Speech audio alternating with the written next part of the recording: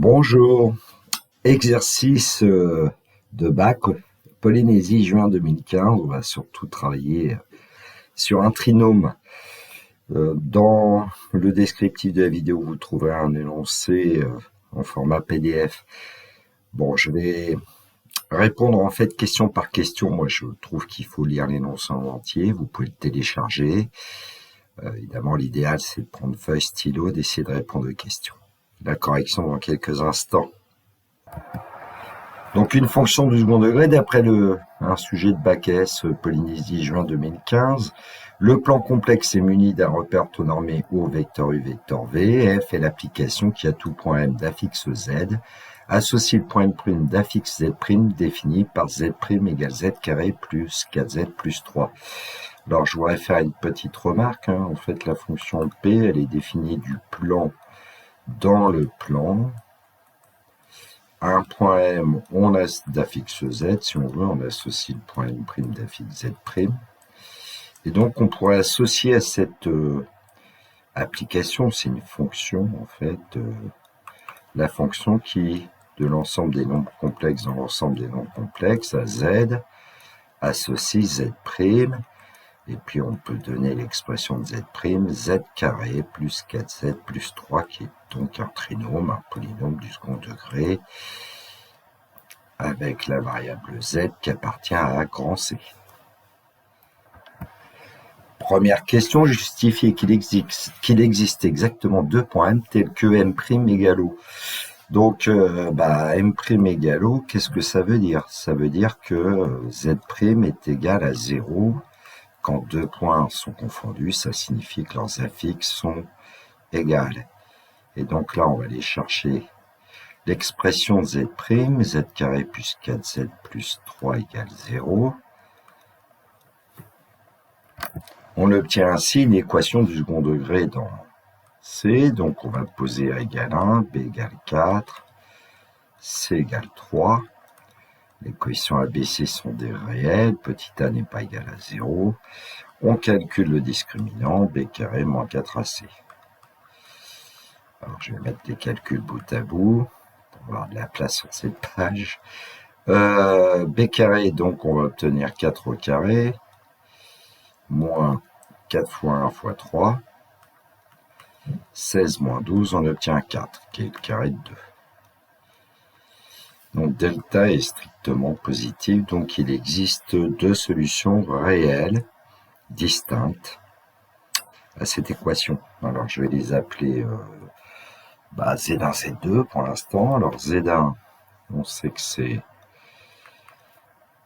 moins B moins racine de delta sur 2A, et puis Z2, moins B, plus racine de delta sur 2A. Donc on va obtenir, alors moins 4, moins 2, sur 2 fois 1, moins 4 plus 2 sur 2 fois 1, et donc ici on va obtenir moins 3, et ici on va obtenir moins 1. Une conclusion, le point O a deux antécédents par F qui sont le point C d'affixe moins 3, le point D d'affixe moins 1. Question 2, on dit qu'un point M est invariant par F si M' égale M. Démontrer qu'il existe exactement deux points invariants par F, donc on va résoudre évidemment l'équation M' égale M, chercher petit m, mais ça revient à résoudre l'équation Z' égale Z, bien sûr. Donc Z carré plus 4Z plus 3 égale Z. L'équation du second degré dans l'ensemble des nombres complexes. On s'arrange pour avoir 0 dans un membre, et puis dans le premier membre, on va obtenir Z carré plus 3Z plus 3. Bon, on recommence. A égale 1, B égale 3, C égale 3. Et on calcule le discriminant B carré moins 4AC. Alors là, on va trouver 3 au carré moins 4 fois 1 fois 3, c'est-à-dire 9 moins 12, c'est-à-dire moins 3.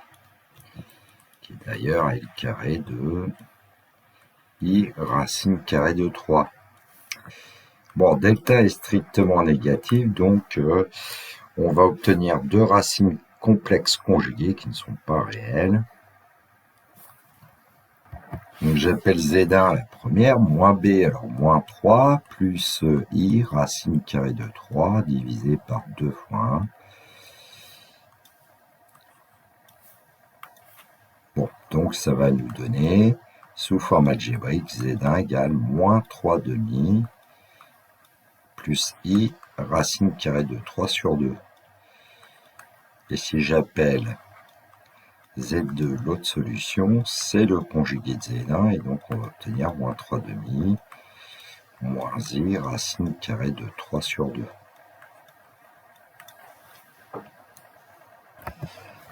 La conclusion, il existe deux points invariants par f. Le point A d'affixe moins 3,5 plus I racine carrée de 3 sur 2 et le point B d'affixe moins 3,5 moins I racine carrée de 3 sur 2.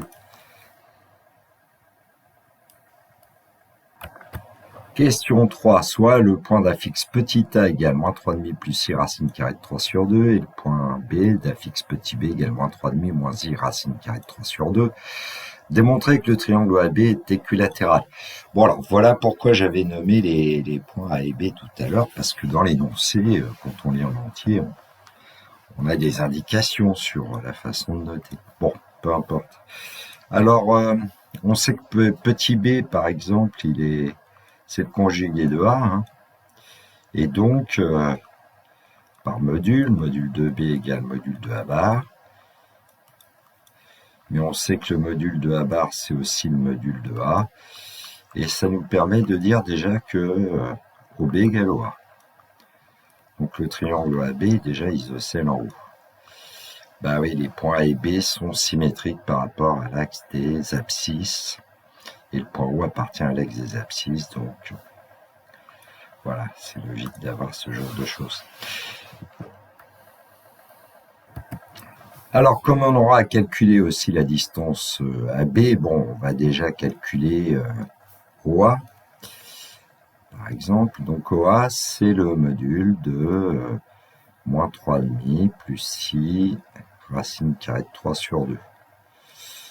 Alors, comme moi, je ne veux pas trop m'embarrasser de racine carrée, on va mettre au carré. On va calculer OA carré, on va en déduire OA.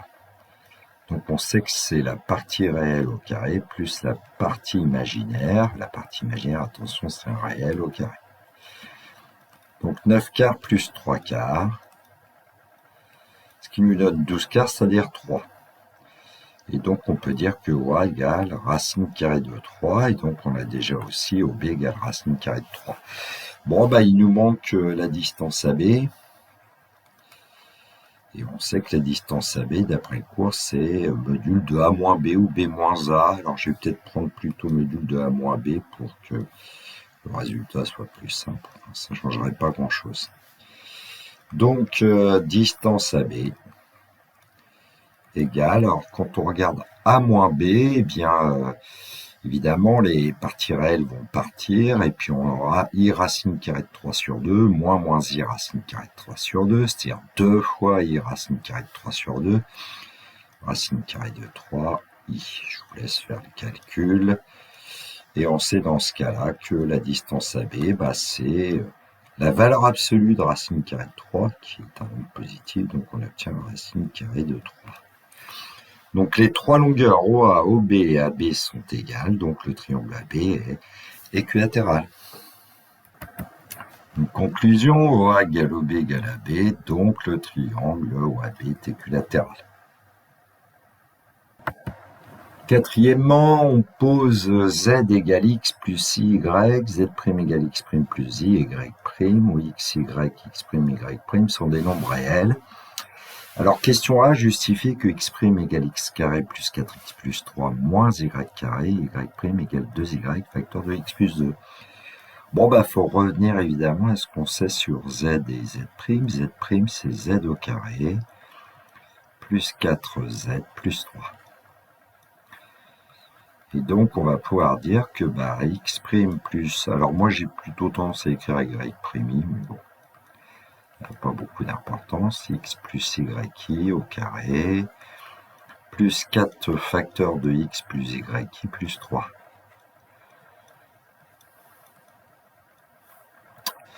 Donc, bon, le premier membre, pour l'instant, on n'y touche pas. On va essayer de faire en sorte de faire apparaître la forme algébrique du second membre. Donc, on va développer x au carré plus 2xy i. Ensuite, on va avoir plus yi le tout au carré, c'est-à-dire y carré. Donc, on va mettre moins y carré car i carré vaut moins 1. Plus 4x plus 4y plus 3. Donc, x' plus y'. Alors, pour trouver la partie réelle du second membre, hein, on a x carré qui est un réel, moins y carré, on a 4x et on a 3. Bon, bah, il suffit d'écrire. Alors, je vais mettre une parenthèse, on voit mieux, je trouve, x carré. Alors, je vais écrire plus 4x plus 3 moins y carré pour avoir quelque chose qui ressemble au résultat. Et puis, plus,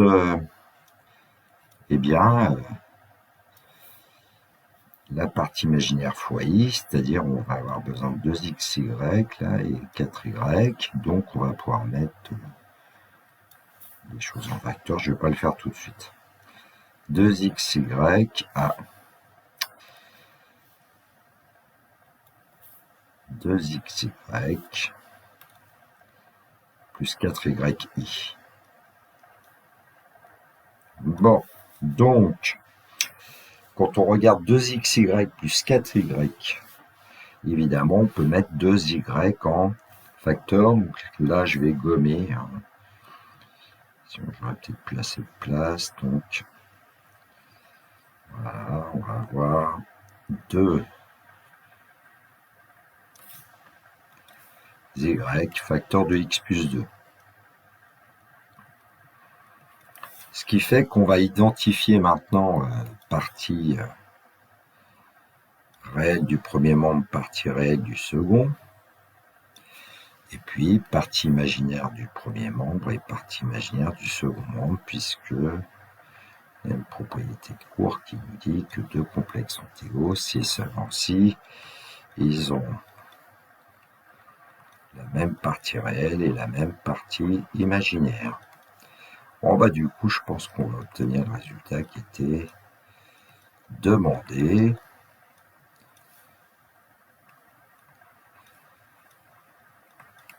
L'énoncé. Petit b, déterminer l'ensemble 1 des points M d'affixe Z tel que le point M' d'affixe Z' appartiennent à l'axe des réels. Alors, qu'est-ce que ça veut dire que M' appartient à l'axe des réels?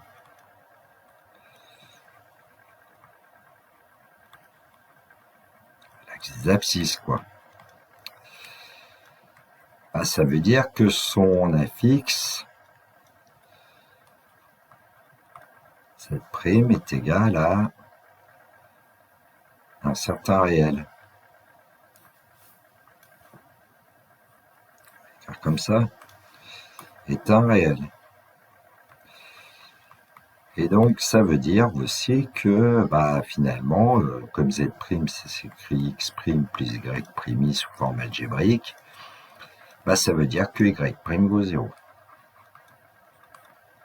Soit encore, avec ce qu'on a obtenu précédemment, 2y facteur de x plus 2 égale 0. Ce qui veut dire, bon, bah, 2 ne peut pas être égal à 0. Un produit de facteur est nul, c'est seulement si l'un ou un des facteurs est nul. Ça veut dire que y égale 0 ou x plus 2 égale 0. Ce qu'on peut écrire aussi y égale 0 ou x égale moins 2. Alors attention ici, on cherche les points M d'affixe Z, c'est-à-dire les points M de coordonnées x, y. Et donc, on va obtenir la droite d'équation y égale 0 ou la droite d'équation x égale moins 2. E1 est la réunion, le ou dit réunion, des droites d'équation y égale 0, c'est-à-dire l'axe des abscisses, l'axe des réels, et x égale moins 2, c'est-à-dire c'est une droite qui est parallèle à l'axe des ordonnées. Voilà notre ensemble 1. Petit c, déterminer l'ensemble des points m d'affixe z, tel que le point m' d'affixe z' appartiennent à l'axe des imaginaires purs. Bon, alors, qu'est-ce que ça veut dire que m' appartient à l'axe des imaginaires purs? C'est-à-dire l'axe des ordonnées. Je vais écrire ça parce que c'est plus court. Là, ça veut dire que z' eh bien, est un imaginaire pur, c'est-à-dire qu'en fait, il appartient à ce qu'on appelle l'ensemble IR, l'ensemble des imaginaires purs. Ce qui veut dire que, sachant que x', c'est toujours x' plus y', bah, ça veut dire que c'est x' qui va être égal à 0.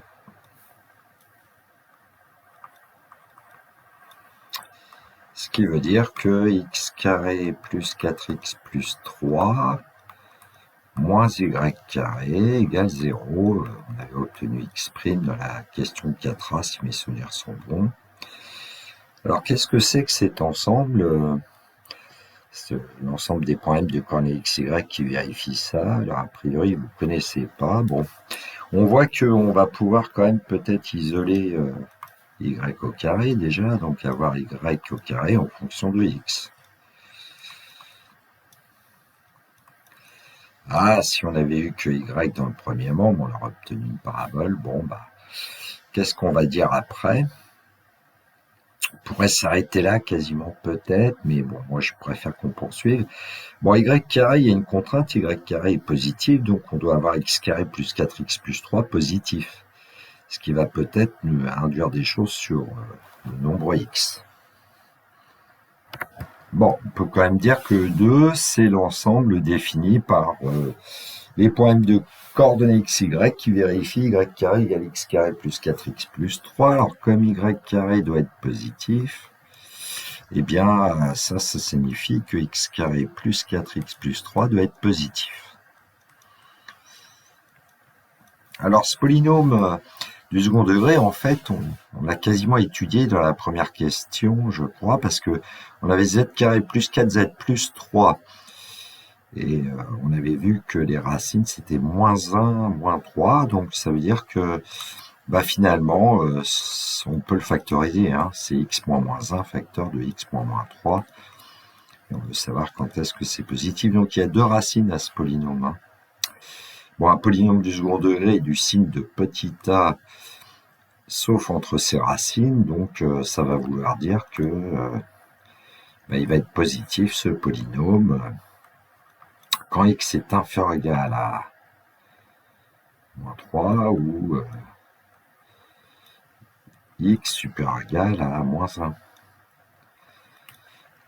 Bon, là je vais peut-être un peu vite, je ne sais pas, sinon vous étudiez le signe du polynôme du second degré.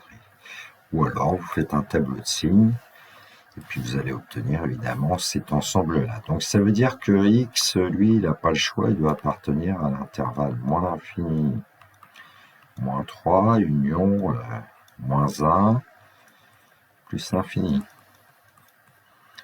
Et avec ces valeurs de x, bah là, on va peut-être pouvoir écrire E2 un petit peu autrement.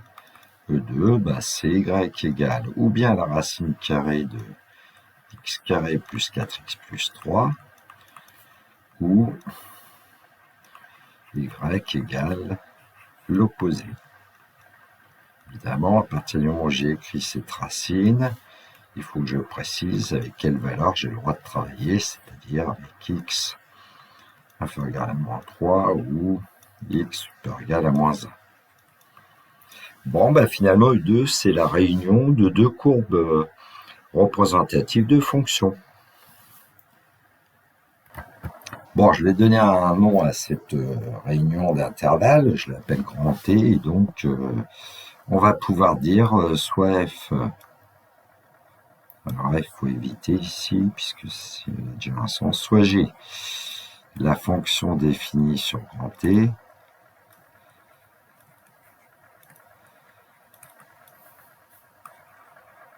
par g de x égale racine carrée de x carré plus 4x plus 3. Eh bien, on peut dire que E2, l'ensemble E2, c'est la réunion de la courbe représentative de G et de la courbe représentative de moins G, puisque on avait aussi la possibilité d'avoir y égale moins racine carrée de x carré plus 4x plus 3. Bon.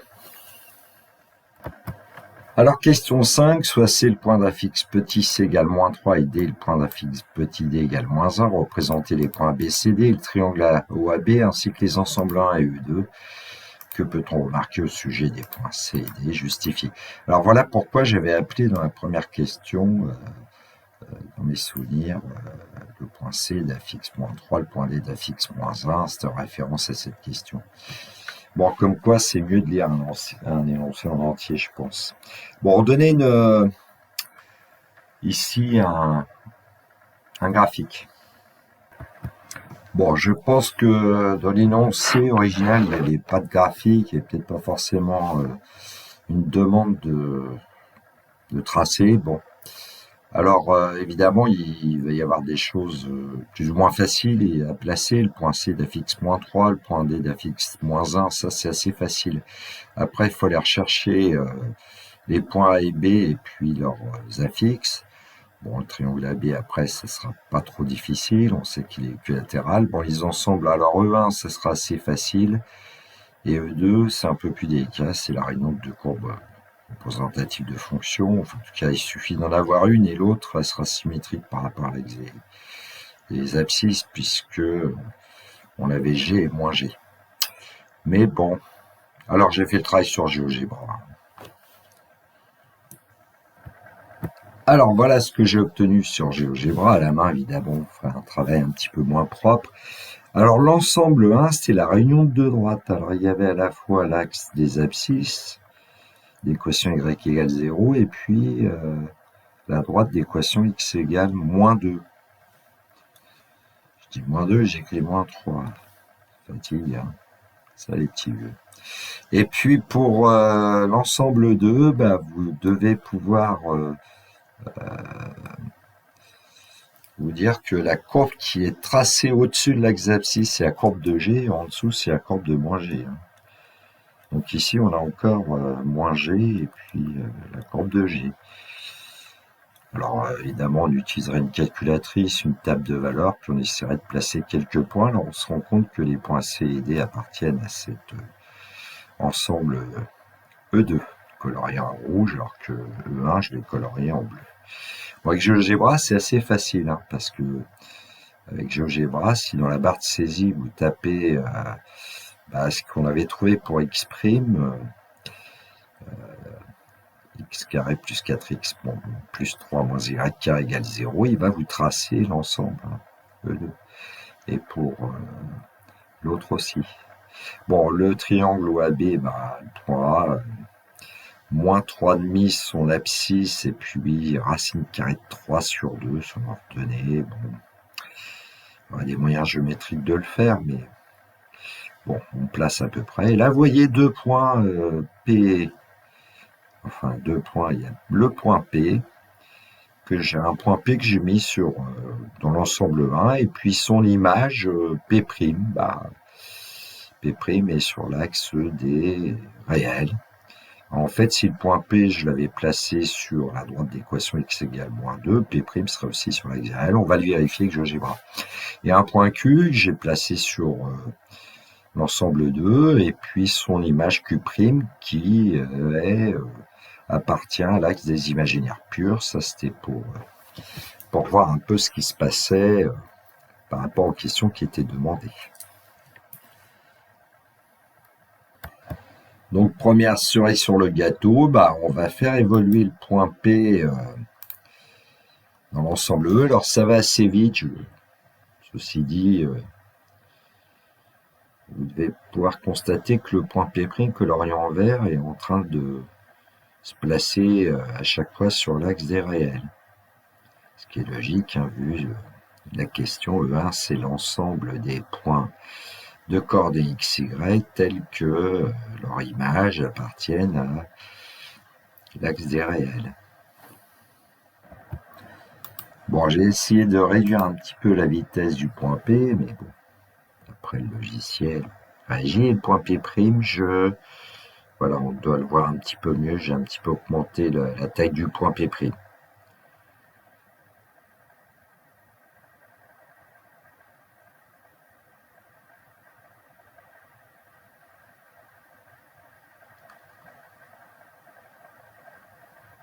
Est-ce que le point P va aller se placer sur la droite d'équation x égale moins 2? Devrait le faire.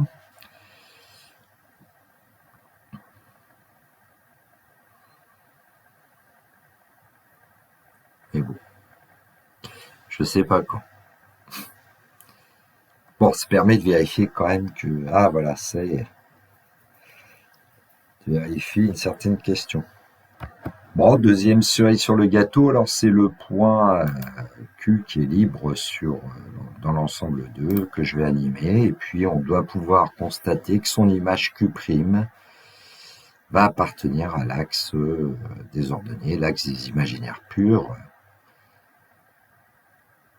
Voilà.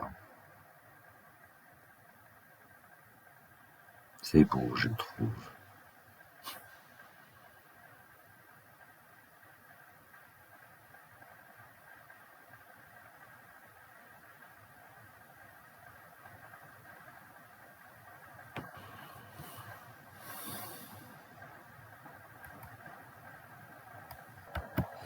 Alors E2 a un nom, c'est en fait une hyperbole, hein, mais bon, pas sous la forme peut-être classique que vous avez déjà vu comme la représentation graphique de la fonction inverse, mais bon, ce n'est plus au programme d'étude des hyperboles.